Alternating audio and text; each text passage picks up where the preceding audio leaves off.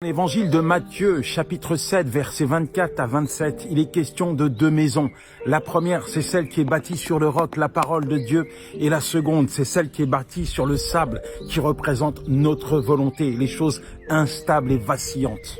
Et moi, pendant des années, je ne voulais pas mettre la parole de Dieu en avant. Non, ça, c'était juste pour le dimanche. Toute la semaine, je construisais mon foyer sur du sable mouvant qui représentait mes émotions, ma volonté, mes impulsions. Et résultat, mon foyer était en ruine. Heureusement que Dieu est intervenu dans ma déchéance. Il m'a montré que finalement, il n'y avait qu'une seule option pour construire ma maison. Sa parole comme fondement. Oui, il est le roc. Et j'ai décidé d'abandonner mes émotions et nous avons vu Dieu reconstruire notre foyer. Aujourd'hui, ça fait plus de 21 ans qu'on est mariés. Waouh! Je veux t'encourager, toi qui mènes un combat pour ton foyer, que ce soit pour tes enfants, ton mari, ton épouse, à mettre la parole de Dieu en avant.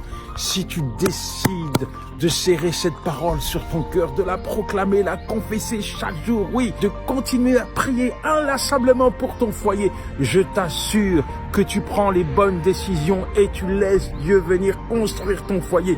Il est celui qui rebâtit les foyers en ruine. Et avec lui comme fondement, les tempêtes, les cyclones peuvent s'écraser sur ta maison, mais elle restera debout et stable parce qu'elle est bâtie sur le roc de la parole de Dieu.